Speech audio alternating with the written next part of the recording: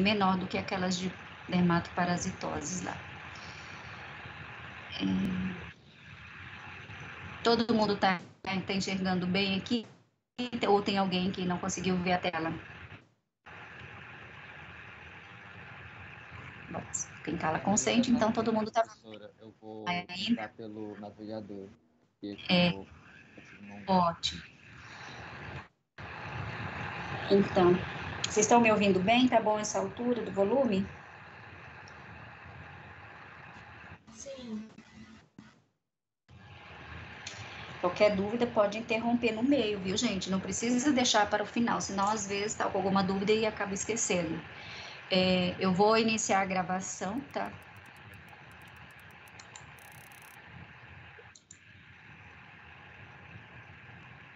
Só mais um minutinho.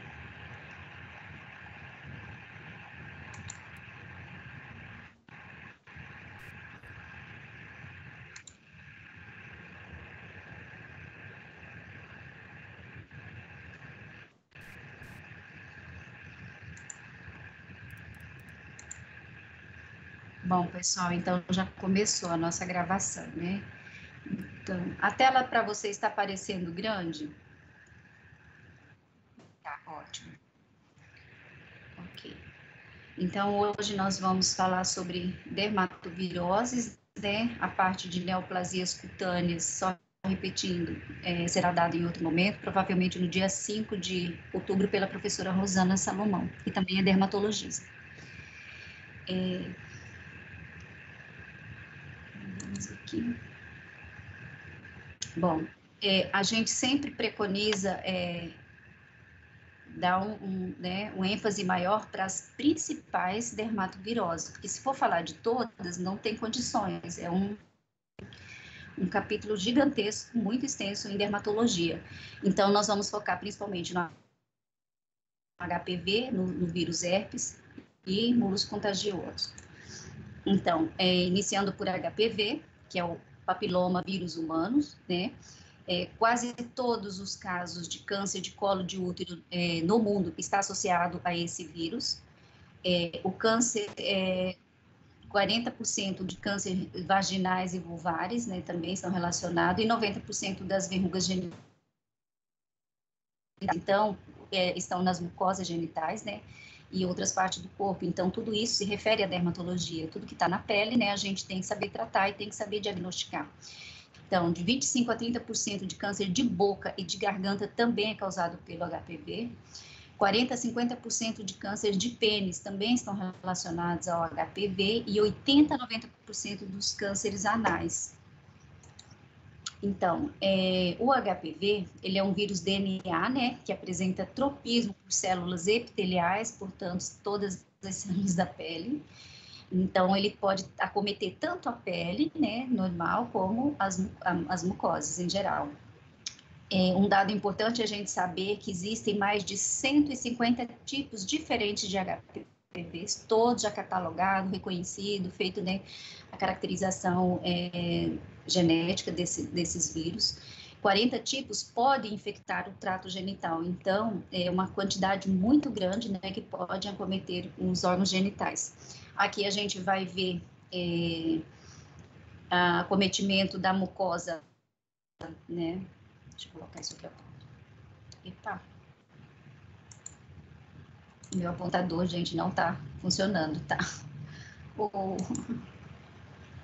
Ai, que pena, eu queria apontar aqui para vocês, mas, enfim, não funcionou hoje.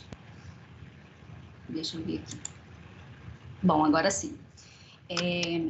Então, existem 12 tipos oncogênicos, que são, principalmente, gente, não precisa decorar, mas tem que saber os principais, né? HPV 16. Oi. O apontador ainda não está aparecendo aqui. Você não está vendo um vermelhinho aqui na tela? Alguém mais não estão aparecendo? Eu não vejo, não. Oh, meu Deus. É algum defeito aqui, viu? Porque eu já estou utilizando ele. Não aparece, pessoal? Tudo também não está aparecendo. É algum defeito aqui no meu computador, gente. Eu tenho um Dell que eu tenho vontade de jogar na parede, só foi caro, mas não vale nada. A gente compra achando que é grande coisa e não é, ó, minha câmera está estragada, eu não consegui fazê-la reverter. E agora é o apontador aqui do laser vermelho também, vocês não estão vendo, só eu vejo. Enfim, vou tentar consertar isso depois. Enfim, vamos seguindo o slide, né? Então, HPV 16, 18, 31, 33, 35, 39, 45, 51, 52, 56, 58, 59. São todos conhecidamente, são oncogênicos né, e vão causar câncer, provavelmente podem, né, o risco de evoluir para câncer. Somente o 16, 18 é relacionado ao câncer de colo, que são os principais. E então, diversas neoplasias estão associadas a esse vírus, principalmente a doença de Bowen, que é o SEC in situ, né, que é aquele SEC, que é o carcinoma espinocelular ou epidérmico, né, quando ele tá localizado apenas na epiderme, ele é considerado doença de Bowen, ele pode ser chamado de doença de Bowen. Vocês vão ver mais aprofundado lá com a professora Rosana. Então, vários tipos de CA de pele não melanoma, quando a gente vê esses dois M's aí juntos, é a abreviação de melanoma, tá? E carcinomas genitais. O HPV 16 e 18, né, eles são os piores, né, os oncogênicos que causam a maioria dos casos de câncer de colo de útero em todo o mundo. Cerca de 70% é relacionado a esse vírus, 90% dos casos de câncer de ânus, 60% de câncer de vagina e 50% dos casos de câncer vulvar. Então, é um percentual sempre maior que 50%, quer dizer, a incidência é muito grande e ele é o causador. Então, aqui, a forma desse vírus, principalmente o 16 e 18, nesse quadrante que a gente vê aqui de colo de útero, né, no colo normal, está aqui no quadrante esquerdo, superior esquerdo. Aí a evolução, a gente vai vendo embaixo, é a lesão de baixo grau, ele já começa a aparecer os sinais, nesse momento já começa a ficar visível o diagnóstico, né, clínico mesmo, através do exame da colposcopia, né, e a lesão de alto grau, você já vê bem nítido, e quando evolui mesmo para um câncer, ele já está bem nítido. Dificilmente você erra o diagnóstico, você olha e você já consegue ver que ali tem uma lesão estranha. Bom, mas o diagnóstico, gente, é feito através de biópsia, tá? Nunca pelo exame clínico. É assim como de outras verrugas também. Clinicamente, a gente não consegue dizer quando uma verruga na pele ou na mucosa oral ou genital, né, ou anal, vai tá transformada já em algo maligno. Bom, o câncer de colo de útero no Brasil, né, 16,4 mil novos casos, é uma estimativa que foi para 2018, que foi a mais recente que a gente conseguiu. Então, é elevado o número de mortes, né, 54% de brasileiros entre 16 e 25 anos, né, tem o vírus HPV, que é responsável por 99% dos casos. Desses, 52% das mulheres, né, não realizaram o Papa Nicolau, que é o preventivo, que detecta precocemente a doença, e de 9 a 14 anos é a faixa etária recomendada pela OMS para vacinação contra o HPV. Então, existe a vacina, que é um preventivo, que a gente faz nos jovens, né, que previne esse tipo de câncer causado pelo HPV. E aí, quem deve tomar a vacina? É uma pergunta que vocês, né, vão receber bastante no PSF. Então, meninas de 9 a 14 anos de idade e meninos de 11 a 14 anos de idade. Então, mais precocemente para as meninas, tá? Sempre é feito 2 doses, né, no intervalo de 6 meses. Homens e mulheres com HIV e AIDS também, entre 9 e 26 anos. Imunodeprimidos, como transplantados e pacientes com outros tipo de câncer também está liberado para receber essa vacina. Então, HPV 6 e 11, que é o que a gente do maior interesse da dermatologia, né? Eles são responsáveis pelas verrugas genitais, gente, são os principais. Tem outros, mas eu resumi, coloquei para você os principais, tá? Não vai falar que a professora disse para vocês que é só os 6 e 11, tá? Então, essas verrugas genitais, né, são chamadas de condilomas, podem ser chamadas de condilomas genitais, é a mesma coisa, e no papiloma laríngeo, que é uma verruga benigna que acontece na laringe, principalmente de crianças, né? Então, esses papilomas de laringe, é a associação do HPV 6 e 11, né, mais comum em criança. Elas são geralmente recidivantes, multifocais, regridem espontaneamente, como eu falei, é benigno, mas causa muito medo nos pais, né, num exame assim aleatório, criança tem adenoide, vai no otorrino, o próprio pediatra pode se deparar com uma imagem dessa e se assustar muito. Em adultos, em geral, eles são isolados e aumentam o risco de câncer. Em criança, ele nunca tem risco para câncer, mas no adulto geralmente tem. Bom, aqui eu coloquei, não precisa decorar, mas precisa saber, principalmente das principais, né, verrugas que os HPVs podem causar. No caso da verruga vulgar, que é aquela verruga simples que dá na mão de criança, principalmente joelho, nos dedos de criança e adolescentes, então, o HPV 2, 4 e 7. A palmo plantar, que é aquela verruga que a gente costuma chamar de olho de peixe, também é importante a gente saber 1, 2 e 4, que é mais as anogenitais, 6 e 11, que eu já tinha falado, e é isso, não precisa ficar decorando todas essas outras, principalmente, então, a vulgar, a palmo plantar, que é o famoso olho de peixe, e a anogenital, que é o 6 e 11, tá?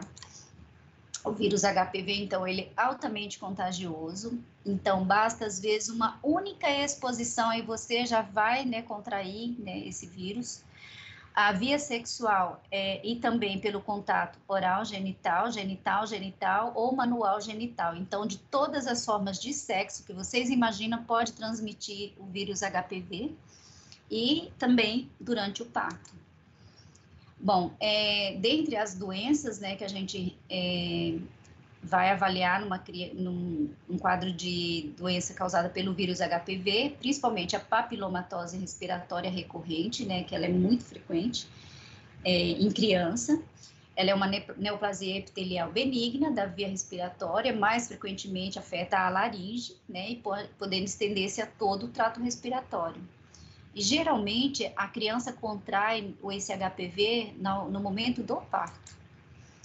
Então, aqui como é feita a ressecção, né, via endoscópica, bem simples, e aí você coleta o nódulozinho, que na verdade, na mucosa, ele não tem aquele aspecto clássico da verruga, né, comum. Ela não é áspera e nem é ceratótica. Geralmente, ela é mais lisinha, como estão aqui nas fotos. Então, essa faz a remoção e leva esse tumorzinho, né, coletado e vai para a biópsia. Assim como a gente coleta um pólipo do intestino quando faz uma colonoscopia, mais ou menos do mesmo tipo de exame. Bom, muitos portadores do HPV não apresentam nenhum sinal ou sintoma, né, que as pessoas não sabem que são portadoras do vírus, mas podem transmitir. Então, mesmo sem manifestar a lesão clínica que a gente conhece por verruga, às vezes a pessoa, mesmo não tendo a verruga, ela pode transmitir mesmo assim. Então, embora seja raro, né, o contato mão a mão também pode transmitir HPV. Então, a maioria dos indivíduos, né, consegue eliminar o vírus naturalmente, né, mais ou menos no prazo de 18 meses, sem que ocorra nenhuma manifestação clínica, mas nesse período em que ele contrai o vírus, ele pode transmitir. O vírus pode permanecer no organismo por vários anos, né, em torno de 20 anos, sem causar nenhuma manifestação. E a diminuição da resistência do organismo, né, quando abaixa a imunidade, e pode desencadear a multiplicação desse HPV. Bom, aí a forma mais comum, que é a verruga vulgar, né, que a gente falou que era pelas cepas do HPV 2, 4 e 1. O 7 é o tipo mais encontrado nas verrugas de açougueiros, que já é um tipo diferente, né, que são geralmente pessoas, né, que trabalham manipulando peixes e aves domésticas, e ocorre em qualquer parte da pele. Porém, né, são mais comuns no dorso das mãos e dos dedos. E criança, ela é sempre mais comum no joelho. Então, o HPV 7, a famosa verruga do açougueiro, que a gente quase nem ouve falar disso, né, só em dermatologia mesmo, é pelo contato, né, com carnes, principalmente as carnes contaminadas, né, de aves, peixe, tanto faz. Geralmente esses manipuladores, né, de sushi, tem muita gente que gosta de comer sushi, né, pode estar contaminado, porque se passa, né, do contato da mão, se ele tiver uma verruga, pode passar, e como eu falei antes, ele é altamente contagioso. Então, para quem gosta, né, e uma dúvida, né, comer os alimentos crus, sem cozinhar, pelo contato direto com a mão, é bonito, né, artístico ver alguém preparando um sushi. Quando eu fico olhando fazer, eu fico pensando, meu Deus, será que ele tem verruga, tem alguma coisa ali? Então, aqui o formato, ó, quando é na pele comum, então ele tem as verrugas geralmente tem essas características de ser áspera, ceratótica, ela é uma pápula ou nódulo exofítica. Aqui, ó, eu tô falando de uma descrição de uma lesão. Ela pode ser descrita como uma pápula ou nódulo exofítica, né? Ela tem um aspecto ceratótico, ou você pode dizer aspecto verrucoso. Muitas outras lesões de pele podem ter o mesmo aspecto da verruga, por isso que a gente fala verrucoide ou aspecto verrucoso. Uma das características, se eu voltar ao slide, dessa verruga simples, né?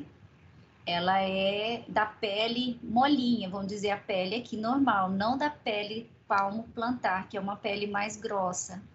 E geralmente, quando ela é palmo plantar, ela é outro tipo de vírus que consegue inocular ali. Esse vírus inocula facilmente na pele, né? Pele normal, mais fina, com cheio de poros, que é diferente, né, da verruga plantar, palmo plantar. Quando essa verruga plantar, que é principalmente pelo HPV 2 e 4, ela é mais profunda, a gente pode chamar ela de mimércia. Quando ela chega a ser profunda, ela começa a ser dolorosa. Então, nos primeiros dias ali que ela começa nessa região, o paciente não tem queixa de dor, por isso que ele vai procurar o médico quando bem ela já está avançada e mais profunda, ela já é mais dolorosa.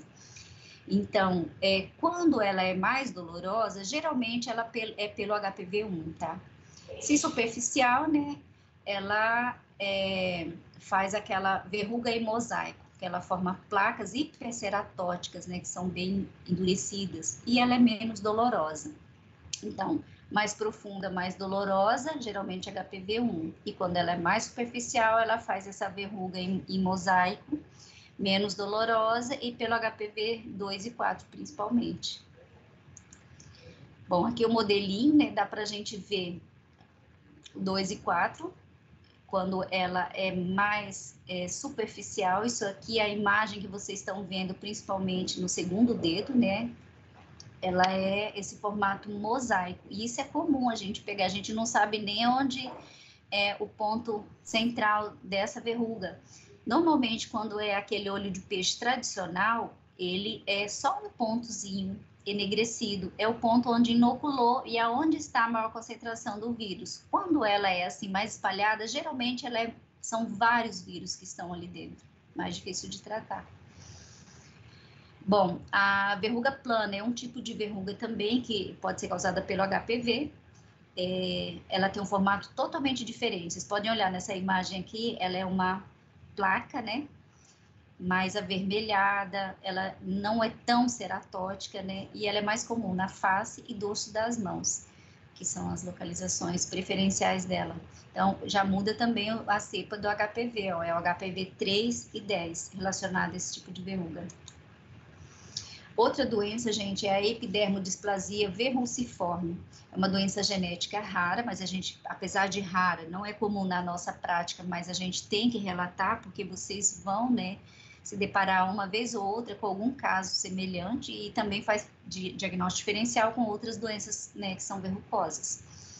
Então, esta epidermodisplasia verruciforme é genética, é rara, usualmente é autossômica recessiva, né, em que há um distúrbio da imunidade celular e alta suscetibilidade a câncer de pele, essas pessoas que são portadores dela, e é induzido também pelo HPV.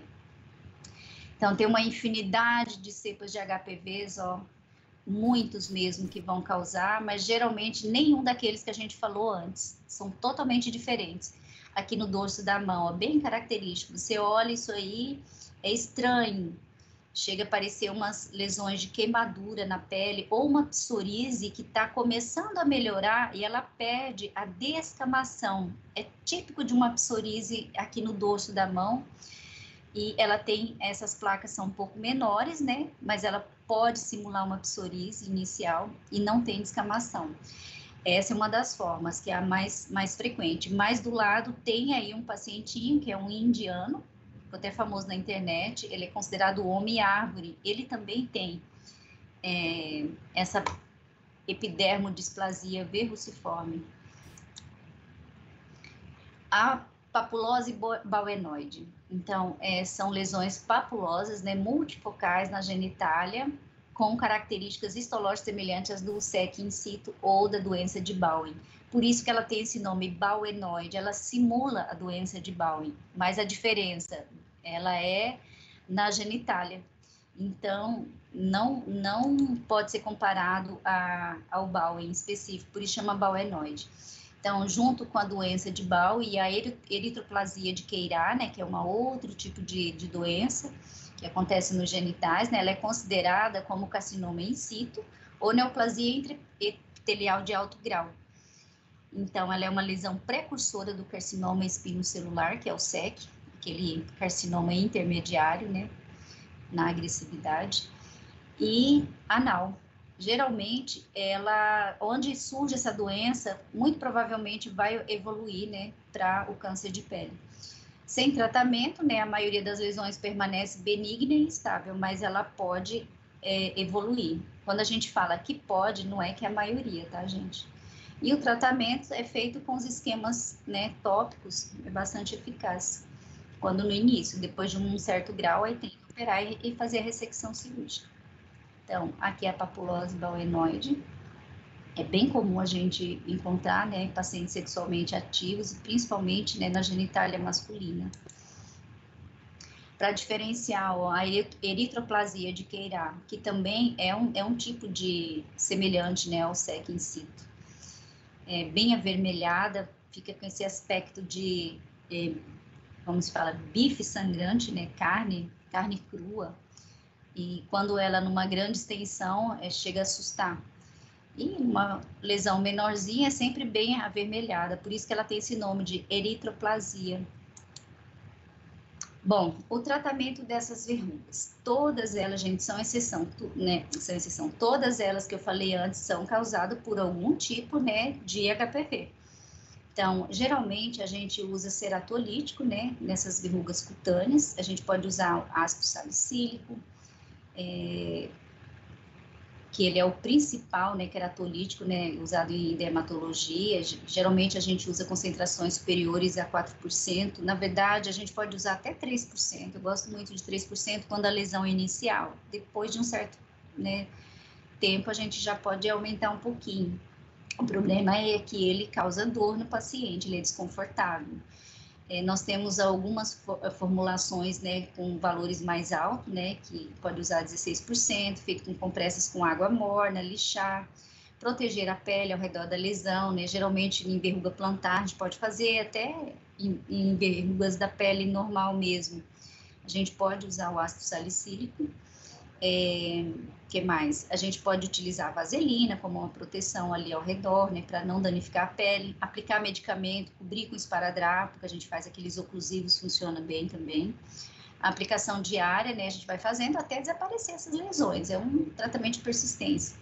Quando a gente usa ele a 27%, né, ela é mais utilizada para as lesões palmo-plantares, onde a pele é mais grossa, periungueais, geralmente elas são bem cascudas e duras, endurecidas, e à medida que ela vai ficando maior e mais endurecida, mais aspecto ceratótico, a gente pode ir aumentando esse percentual.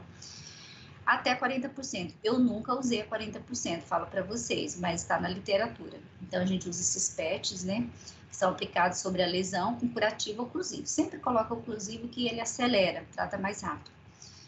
Né, deve ser removida após 48 horas, não pode deixar muito tempo, e ela é mais utilizada mesmo para aquelas plantares maiores, tá, e mais antigas. A podofilina também pode ser usado, né, principalmente nos condilomas acuminados, que é aquela verruga genital. A gente usa para fazer a cauterização, né, nos órgãos genitais. A gente faz em solução alcoólica, 20%. É um antimicótico, né? E não deve ser usado em gestantes, tá? Os cáusticos químicos, né? A gente pode usar o ácido nítrico fumegante, ácido tricloroacético, que é o ATA, né? Eu gosto muito do ATA, primeiro pela facilidade da gente, né, conseguir eles nas farmácias de manipulação, 50% a 75%. Geralmente eu passo ou 50% ou 70%. A gente pode fazer eletrocauterização, o bisturi elétrico é horrível, não recomendo, mesmo porque pode dispersar o vírus, e isso tem que fazer quando tem aquela sucção, a gente põe aquele aparelhinho para fazer a sucção da fumacinha que sai, porque senão se você respirar a fumacinha, pode inocular no seu nariz, o médico, a equipe, a enfermagem, tudo. A criocirurgia é uma técnica boa, né, que a gente faz com nitrogênio líquido. E uma coisa importante é que a excisão e sutura, né, devem ser evitadas, né, pela disseminação do vírus. E outra, quando é palmo plantar, mesmo tendo os cuidados para não disseminar, é muito difícil a cicatrização, fechamento, né, por segunda intenção, né, dessa cicatriz, essa ferida cirúrgica. Mas eu faço também, em alguns casos só resolve com a cirurgia, a gente vai dar os pontinhos ali com fio de nylon, um fio bem grosso, né, usa um número 3 zeros, é um fio que sustenta bem. E consegue, o paciente vai passar um mês ali sem andar direito para conseguir fechar, e fecha de dentro para fora, gente, nunca vai cicatrizar daqui. Você vai tirar os pontos depois mais um tempo retardado e ainda assim esse paciente tem o risco de fazer deiscência da cirurgia. Bom, falando de herpes vírus, muito recentemente, né, eles estão relacionando quadros, né, de Alzheimer relacionado a esse vírus. Está em estudo ainda, viu, gente? Não é nada confirmado, é só para atualização de coisas curiosas que vêm sendo descobertas recentemente, na atualidade. Bom, da categoria dos herpes vírus, né, principalmente os vírus simples, a gente tem dois principais, que é o vírus simples 1 e o 2. E eles são da família Herpes viridae. Bom, o herpes vírus, eles têm vários muito conhecidos e muito frequentes causadores de doenças, principalmente doenças de pele e outras doenças também, não só doença dermatológica. Então, aqui eu coloquei coloridinho aqui nesse quadro, é o herpes vírus B. Ele é originário, encontrado em macacos africanos e, eventualmente, o homem, né, se for mordido por macacos. Não se comer a carne do macaco, como se dizia antigamente, não tem isso, tá? Não é igual ao ebola, mas se o macaco eventualmente morder um humano, pode transmitir esse vírus, que é o herpes vírus B. O herpes vírus zoster, que é o 3, então, a gente tem sempre que conhecer eles e saber qual é o número que está relacionado a cada um, que é diferente um do outro. Todo mundo já, né, alguém já ouviu falar de herpes zoster, é uma lesão, uma doença bastante frequente no consultório, que é o vírus da varicela, né, da catapora, que fica incubado por muitos anos, é um vírus que tem essa incubação muito longa, geralmente manifesta só uma vez na vida. O herpes 4, que é o Epstein-Barr, muito comum nos Estados Unidos, é um dos mais frequentes nos Estados Unidos. Ele é causador de muitas doenças, principalmente mononucleose infecciosa, leucoplasia pilosa oral, o Gianotti-Croce, que é uma doença principalmente de crianças, né, e linfomas e a burquite, que é um tipo de linfoma também. O herpes vírus 5, que é o causador da citomegalovirose, uma das formas da gente decorar, gente, é assim, o 5, né, a gente lembra de citomegalovirose, a gente relaciona com a palavra 5 para a gente ficar fácil. O Epstein-Barr, o 4, é fácil também da gente decorar, porque a gente pensa assim, como o nome bar sugere bar, né, de tomar cachaça, a gente pensa assim, herpes vírus. Quando você bebe cachaça, você está no bar, você não consegue fazer o 4. Essa é uma forma de decorar, tá? É um macetezinho. Outro vírus, que é o herpes vírus 6, causador da roséola, também chamada de exantema súbito ou sexta doença. A gente lembra da sexta doença da infância, né? Na pediatria a gente vê muito esse termo, sexta doença, que é o exantema súbito. E o 6, relacionado à sexta doença. O 7, o vírus 7 é da pitirise rósea, esse não tem como a gente fazer um macetezinho. E o 8 é o mais fácil da gente decorar, eu penso assim, porque por causa do sarcoma de Kaposi, é o único, né, que está relacionado a esse tipo de câncer, tá? Muito relacionado ao HIV. E linfomas e doença de Castleman, que é uma doença benigna também de criança. Aqui as principais lesões relacionadas ao herpes vírus simples 1, né, que principalmente é labial, né? Ele pode acometer qualquer parte do corpo, mas principalmente do lábios. A maioria das pessoas tem, né, esse vírus inoculado aí na região perioral, perinasal. Então, sempre com essas lesões, né, vesiculosas, né, pequenas vesículazinhas, que elas se rompem muito rapidamente, elas causam muita dor local, ardência, né, febre, sinais flogísticos, e ela evolui com essas crostazinhas melicéricas. No início ela coça bastante e dói, coça e arde, o paciente vai dizer bem isso. E também pela localização, é muito fácil o diagnóstico disso daqui. O herpes vírus simples 2, esse é o genital. Então, quadros perigenitais, né, contudo, devido ao comportamento sexual, né, muito variado da atualidade, né, esse vírus do tipo, né, 1 pode ser encontrado nas infecções genitais e o vírus tipo 2 também, assim, vice-versa. Tanto 1, que é o labial, oral, pode aparecer nos genitais, como o genital pode aparecer na lesão labial, pode ser o causador também. Então, infecções orais ou periorais também, eles manifestam já, você já nem consegue saber qual que é o que está ali, se é o 1 ou se é o 2, mas preconiza-se, assim, o 1 sempre, a maioria das vezes, é o labial e o 2, genital. Bom, o zoster, né, a gente sabe que é pela reativação do vírus da varicela zoster, né, nos nervos cranianos e nos gânglios das raízes espinhais dorsais também, ele pode, né, estar ali presente, e nervos da pele em geral. Qualquer lugar ele pode se manifestar. Geralmente, né, ele começa a dar os primeiros sinais décadas após a infecção primária, né, lá da varicela ou catarrhora, que é a mesma coisa. Quando a imunidade, né, específica para o vírus da varicela zoster fica comprometida, principalmente em indivíduos imunocomprometidos ou por outras doenças.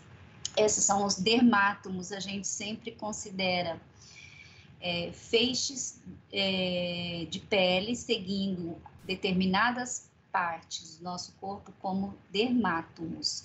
Então, essas são as principais regiões onde pode surgir o herpes zoster, né? Tanto na cabeça ou na região anterior quanto posterior, aqui no ombro, que inclui face anterior ou posterior, né, da mandíbula, do pescoço, aliás, a região de mandíbula e maxila, geralmente ele tem só um segmento corporal, muito dificilmente ele vai atravessar a linha média corporal, tá? Então, voltando aqui para vocês entenderem, na maioria das vezes é o segmento corporal superior, tá? Muito raramente no segmento inferior. Aqui é a manifestação típica do herpes zoster, ele faz esse segmento, ele é uma lesão que ela segue linearmente o dermátomo. O local preferido é essa região aqui da segunda imagem aqui, que fica junto à linha inferior do nosso arco costal. E sempre, ó, metade do corpo. Muito raro mesmo ele vai atravessar e pegar os dois lados. Mas pode acontecer de tanto pegar os dois lados do corpo, né? E pode acometer em mais de um local também. Isso confunde muito a gente na hora do diagnóstico. Pensa, geralmente é lesão única, né? Mas é geralmente, mas pode ter, né, mais de um dermátomo acometido. Coloquei dois extremos da vida aqui para a gente ver que tanto criança, né, como os idosos, né, ela pode acometer a faixa da cabeça aqui no segmento cefálico, onde é um risco maior. Quando nessa região que acomete próximo aqui do olho, tem um risco muito grande de fazer, né, a cegueira na pessoa. Tem que ser tratada com medicação, inclusive via oral. casos muito extremos, pode fazer até tratamento endovenoso.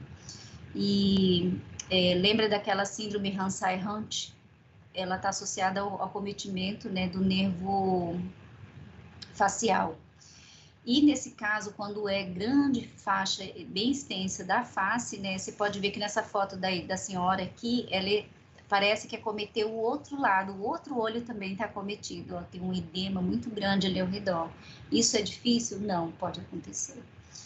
E a dor é insuportável, né, ela cursa com essa neuralgia herpética, que pode permanecer por longos anos, né, ela vai se repetindo, ela é intermitente. Então, o risco do acometimento do nervo óptico, dos ramos oftálmicos, do nervo trigêmeo, nesse caso aqui, pode ter sequelas, tá? Então, tem que ser tratado. Bom, o quadro clínico inicia-se com queimação leve a moderada na pele, né, de um determinado dermato, frequentemente acompanhada de febre, calafrio, cefaleia e mal-estar. Posteriormente, evolui para um eritema cutâneo, né? Essa palavra eritematoso aqui tá errado, viu, gente? É um eritema cutâneo, né? Fica redundante colocar eritematoso. Geralmente é máculo-papular, tanto pode ter máculas como pápulas, e ela vai evoluir até o estágio final de crostas, né? Segue uma distribuição periférica dos trajetos desses nervos, né, envolvidos, normalmente é unilateral, circunscrita, né, naquele dermato, entretanto pode envolver 2 ou mais, e a predominância no tórax e na face, geralmente é o segmento corporal superior. Alguns pacientes podem apresentar apenas a dor radicular, né? É aquela forma herpes cine-herpete, onde você não tem lesão nenhuma e a pessoa tem a dor. É muito difícil o diagnóstico. Eu até hoje peguei um caso desse, em que o paciente não tinha a lesão dermatológica, mas a pele ardia, queimava, tinha todos os sintomas. Então, essa dor, né, que é só uma dor neurálgica, que a gente chama de dor radicular, né, que ela é característica, e sem envolver lesões cutâneas, né, clinicamente chamada de herpes cine-herpete, pode ser mais grave do que as manifestações usuais, afetando níveis diferentes do sistema nervoso. Gente, tem casos até de vírus herpes zoster acometendo o intestino da pessoa, casos assim raríssimos, acho que no Brasil tem um relatado de acometimento do herpes zoster, causando uma dor muito grande no intraabdominal, fez um quadro de abdômen agudo e foram investigando tanto, até que chegaram a essa conclusão. Era um quadro de herpes zoster interno, sem nenhuma lesão externa. Então, o zoster pode atingir os nervos cranianos, levando a complicações importantes. O envolvimento do nervo trigêmeo, como eu falei, pode causar alterações face, boca, nos olhos ou na língua, dependendo da extensão onde ele se manifestar. Ali, sobre a síndrome de Hansen-Hunt, que é uma manifestação rara, né? E aí é diferente, viu, gente? É o gânglio geniculado do nervo facial. Uma questão que você pode errar na prova e dizer que o Hansen-Hunt é do nervo trigêmeo, e não é.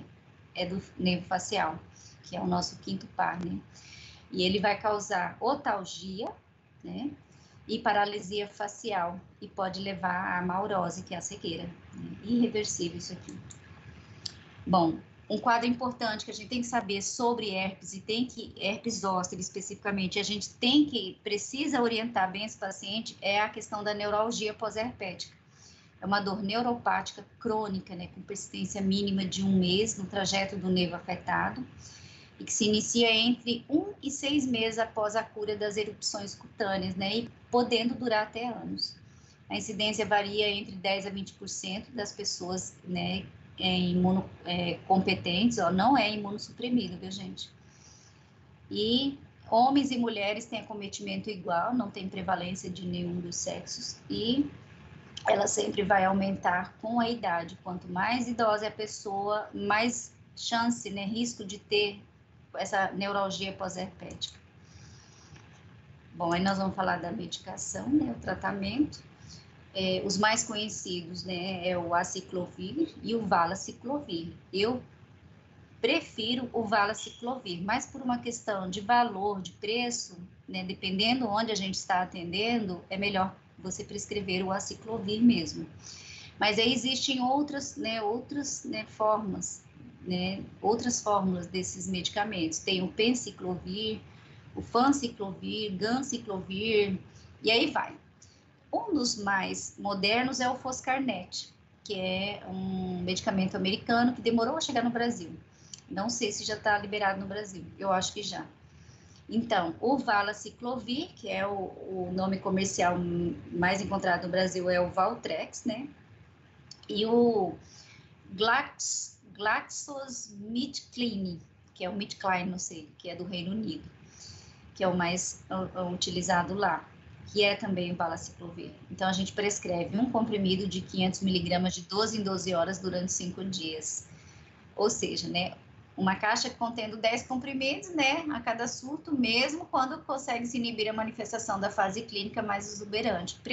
Preferencialmente, né, a terapêutica deve ser iniciada, ó, no período prodrômico, ou o quanto antes melhor, tá? Depois que já o paciente, só que ele demora um pouco, sempre ele chega, já passou os pródromos, ele já está manifestando a lesão mesmo na pele mais avançada. E no herpes zoster, né, a dose a gente vai usar a dose dobrada por 7 dias. Então, a gente usa o aciclovir tanto para a gente tratar, né, o herpes 1, 2 e 3, né, mas principalmente no zoster, a gente não pode tratar com essa dose só de 500 miligramas de 12 em 12, a gente dobra a dose, a gente faz de 1 grama, por conta da dor e todo, né, as manifestações são mais intensas. Bom, em caso de resistência, né, aí sim a gente pode, né, usar o Foscarnet ou o Cidofovir. Essas drogas podem ser usadas durante o episódio herpético, né, ou para profilaxia também. Preço bem alto também. Pacientes que têm, né, recorrência e bem difícil da gente tratar, a gente já pode utilizar essas medicações, né, mais modernas. E aí a gente tem que orientar, né, evitar o contato íntimo com a pessoa, com a lesão, porque transmite, né, um vírus. E quanto menor a higiene, maior é a contaminação. Em 2018, né, vários compostos, né, do eucalipto, isso aqui é uma coisa que já é mais novidade, né, mostraram atividade antiviral com potencial maior do que a do aciclovir, né, juntamente com moderada atividade antibacteriana e atividade anti-inflamatória. Então, eles estão estudando esses compostos, né, da árvore, né, do eucalipto, para tratar, para produzir uma nova droga. Muito em breve já vai ter alguma coisa nesse sentido. Ainda não tem, tá? Isso é só modernidade que estão, né, atualizando para vocês. Os resultados são promissores, né, e demonstram, né, que os compostos, né, podem ser, né, condutores, né, para a terapia de algumas infecções virais. Bom, vamos falar agora do molusco contagioso, que é causado, né, por esse pox vírus. É bem fácil de fazer o diagnóstico, né, essas pápulas, né, são aquelas bolinhas que elas têm uma umbilicação central, esse pequeno afundamento, achatamento bem no centro da lesão. Dificilmente você vai confundir uma lesão de molusco contagioso com outra qualquer, por conta dessa característica. Ela tipicamente faz isso, essa umbilicação aí. Então, ela comete mais crianças, né? Quando o adulto vai ser, você pode desconfiar em um HIV, numa imunossupressão, pode ser num pós-transplantado aí, né? Que a gente vai, né, poder identificar, mas na maioria das vezes é criança que vai cursar com o molusco. Depois de uma certa idade, a gente adquire, né, os anticorpos e não pega mais. Bom, falando, né, bom, aqui já é o assunto da aula, da próxima aula, que são as neoplasias, e a gente vai deixar para a professora Rosana, tá bom? Alguém tem alguma dúvida sobre os principais vírus que acometem a pele? Querem fazer alguma pergunta? Professora, quais que são os pródromos da herpes? Pródromos são assim, são aqueles sintomas que mesmo antes de você ver a lesão clínica, né, de você fazer o diagnóstico clínico, o paciente ele já vai sentir dor, ela é mais em queimação, não é uma dor que fica latejando, não é uma dor que pulsa nem nada, ela é uma dor em queimação, uma certa ardência que ela é progressiva. O paciente vai se queixar, a febre só no local, dificilmente no herpes simples, ele vai ter uma febre sistêmica, né? Vai ser um calor, aumento da temperatura local, que a gente pode chamar de sinais flogísticos. Então, é um processo inflamatório, né, intenso, que vai sendo progressivo, e isso pode durar de 3 a 7 dias, antes mesmo de formar as vesículas do herpes. Isso tanto para o herpes simples, tanto para os tipos que são labial, quanto o genital. E também para o herpes zoster, também vai ser assim. Na verdade, o que vai ter sintomas mais intensos sempre é o zoster, mas eles vão começar mais ou menos com esses pródromos do mesmo jeito. Uma febrezinha local, fica mais quente, é uma dor em queimação e o eritema, tá, gente? Quando é o genital, é mais intenso e mais rápido, então o pródromo do genital é um pouquinho mais curto, por conta de ser a parte mais sensível, né? E principalmente quando na mucosa genital, tá? Mas é isso aí. O paciente vai falar, olha, eu estava vermelho, né? Tinha um eritema ali. Logo já começou a arder um pouquinho, uma ardência local, e era só no local. Mais ou menos no outro dia já começou a ficar quente o local e a dor foi acentuando, e depois de uns 3 a 4 dias, mais ou menos, começa já a aparecer as vesículas. Então, isso é batata, você fala, é herpes. Nada vai começar desse jeito, nada. Nenhuma outra doença vai começar desse jeito. Então, é um diagnóstico que é muito fácil. O que é difícil no caso de herpes é aquele quadro herpes sim herpete. Aquele lá dói, arde, o paciente vai falar tudo isso para você, mas ele vai falar, já tem uma semana, já tem 10 dias e não apareceu nada aqui, ó, não tem nem a manchinha vermelha, é uma dor invisível, ele vem e fala para você, doutor, dói, queima, e é uma dor que a gente sabe, né, tem a característica neurálgica, e ela não mostra sinais. Entendi, muito obrigado, professor. Aí, outra pergunta, uma curiosidade, né? Como que a gente vai fazer um diagnóstico de um negócio que é invisível, né? Tá ali, o paciente chega te contando isso, é na pele, e você é dermatologista, vai falar, não sei. Aí, o que a gente faz? A gente suspeita, né, por a característica da dor, ser neurálgica, o segmento de um dermato, aí a gente vai e faz a sorologia para o herpes, entendeu? E a gente descobre. Assim, o único jeito de fazer o diagnóstico nestes casos é pela sorologia específica do vírus, tá? Mas, prof, daí eu já posso entrar com medicamento antes do diagnóstico ou não? Tem que esperar o diagnóstico? Ó, sabe como que eu faço? O medicamento, a gente sempre tem que dar conforto para paciente, né? Não é como eu faço, é assim que é o protocolo. Você pode já dar uma medicação para dor neurálgica. Quando a gente já suspeita pela extensão da dor, da lesão não, porque não tem lesão, né?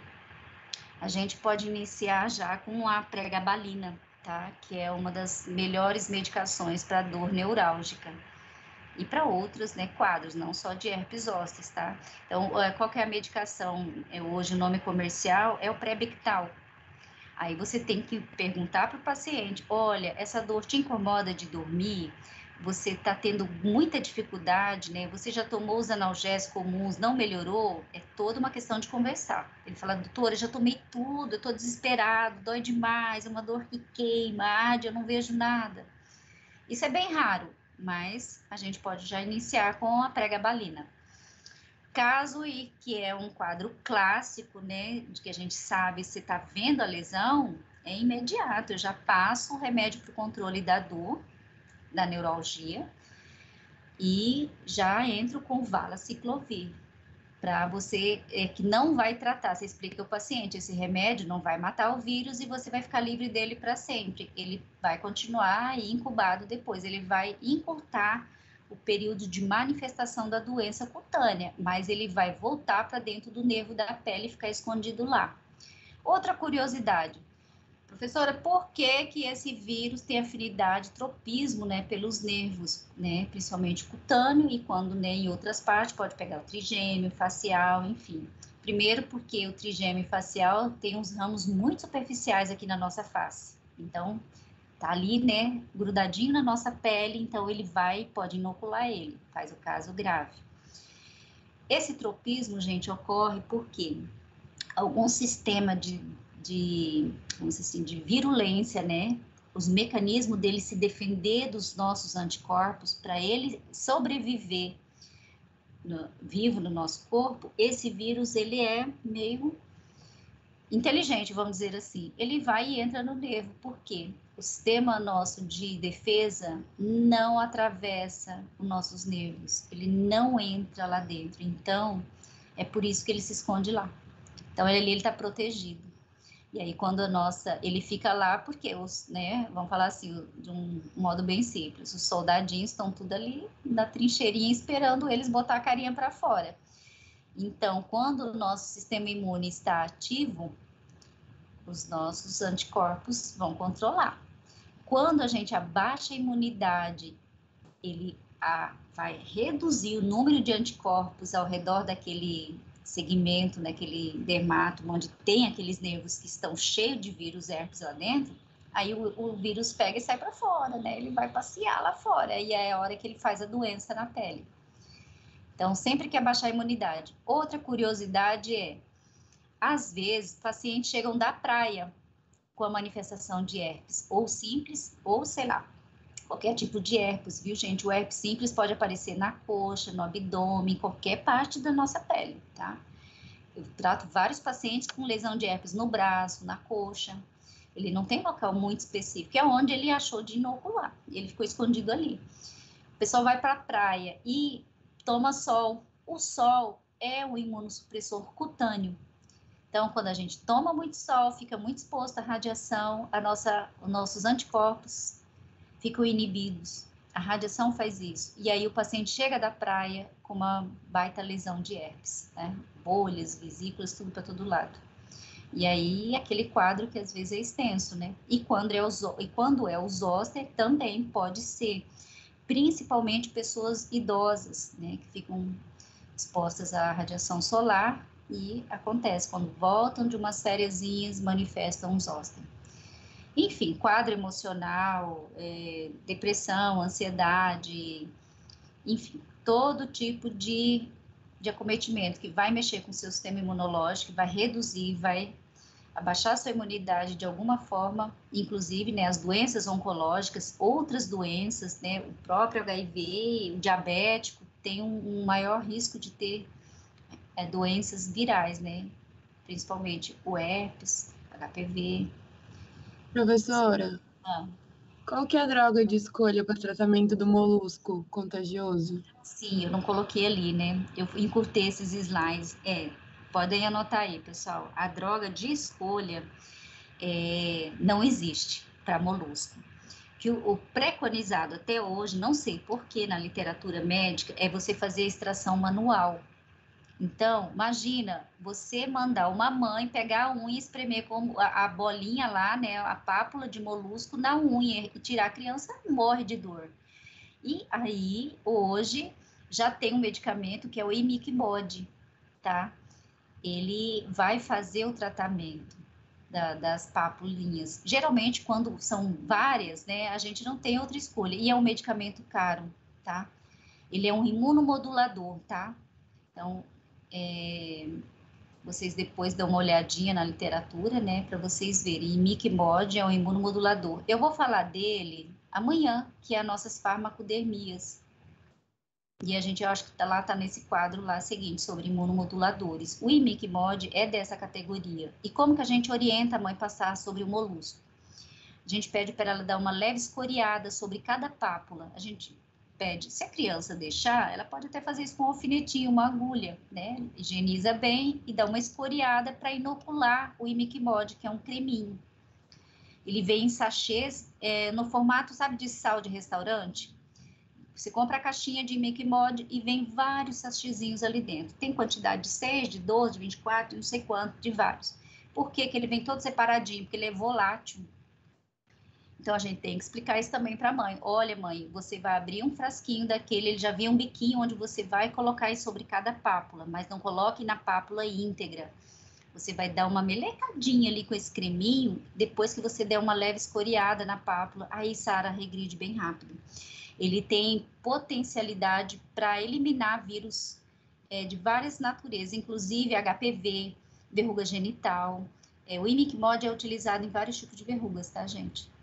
E no câncer também, inclusive no carcinoma basocelular, quando ele está superficial inicial, a gente pode tratar com Imiquimod ou Efurix também no carcinoma espinocelular. Eu gosto, na verdade, eu gosto para câncer de pele, eu gosto mais do Efurix do que o Imiquimod, mas eles são bastante eficientes, os dois. O problema dessa medicação é que o Imiquimod é muito caro e o Efurix é mais em conta, então a gente acaba optando por tratar mais com o Efurix. Eu não passo o Efurix em criança, por quê? Porque a maioria de quem manifesta molusco é criança.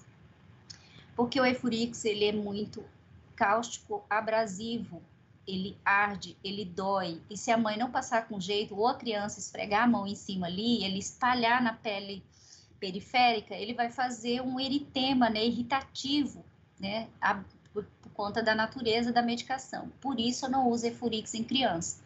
Mas a função, o mecanismo de ação, ele é um imunomodulador. Ele acaba matando esses vírus e sara bem rápido. O problema também é preço, tá? A gente não tem como passar um que é mais agressivo, que tem um preço melhor. Mas quando a mãe é muito carente e às vezes assim não são tantas lesões, dá para usar até um Efurix em criança, sim. Eu acho que amanhã a gente vai falar sobre os imunomoduladores, tá bom? E aí, se vocês ainda ficaram com alguma dúvida da aula de hoje, a gente pode complementar amanhã. Tudo bem? Alguém tem mais alguma dúvida? Ô, Prof, eu só estava pensando, no caso da verruga plantar, quando ela é profunda, mesmo assim eu vou usar o ácido salicílico, não iria causar ainda mais dor no paciente? Não. Ela profunda, tem aquelas versão lá de percentual mais alto, como eu coloquei ali no slide, tá? Isso é muita teoria, mas na prática a gente não usa. O que a gente tenta fazer é a gente fazer o desbridamento ou como é que fala? A curetagem dessa verruga plantar no bisturi. A gente vai delaminando ela e, infelizmente, a gente tem que usar o ATA. Ele é muito mais potente, mas ele dói também. E a gente faz isso em consultório. A gente não manda o paciente fazer isso em casa porque ele não vai aguentar a dor. O que eu faço? Eu anestesio o paciente. Existe anestésico tópico e existe, né, a lidocaína, que a gente pode fazer um pontinho meio lateralizado ali no pé. Gente, tem casos que dói tanto que o paciente fala, doutora, pode aplicar anestesia, não tem problema, enfia a agulha aí, entendeu? E aí a gente explica também que o ATA, ele vai cauterizar e a gente, às vezes, precisa de fazer mais de uma sessão. Dependendo da profundidade, gente, nem adianta, nem o ATA. Não adianta, a gente tem que operar.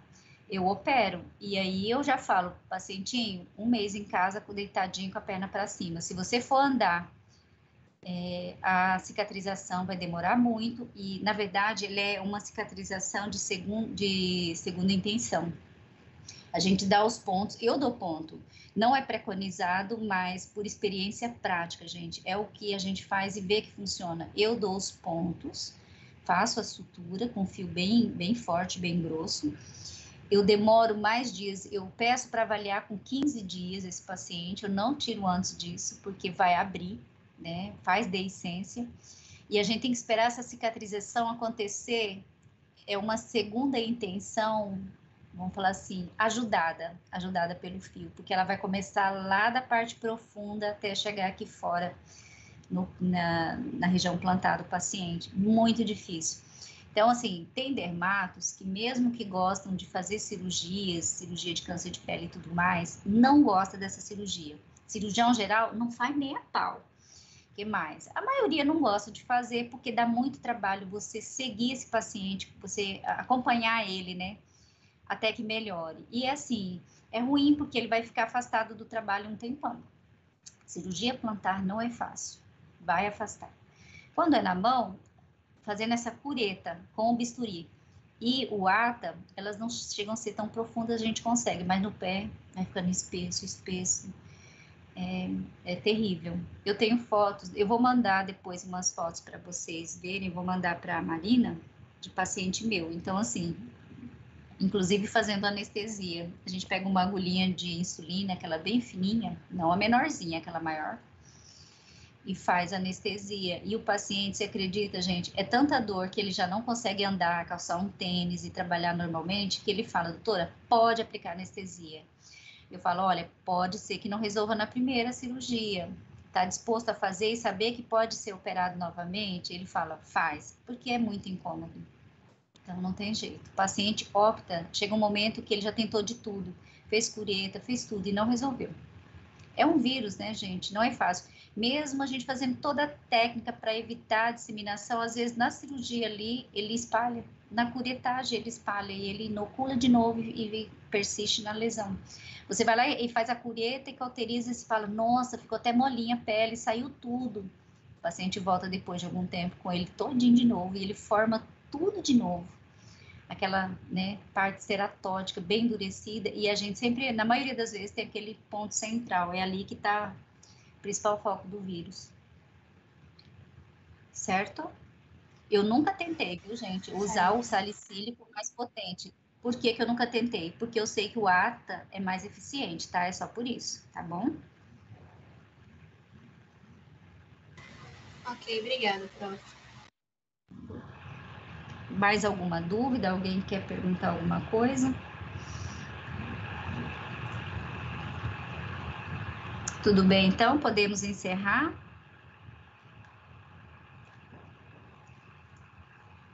Tudo bem, pessoal? Eu vou encerrar a gravação. Se alguém não tiver nenhuma dúvida. Tudo ok, prof. Tudo bem, professora, tudo ok. Ótimo. Então, amanhã nós teremos a aula, né, de farmacodermia e não faltem, gente, é uma aula importante, tá? Até amanhã, 7 da manhã, a gente já começa a nossa aula, tá? Boa noite a todos, descansem e estudem. Obrigado, professora. Boa noite. Tchau, tchau. Boa noite.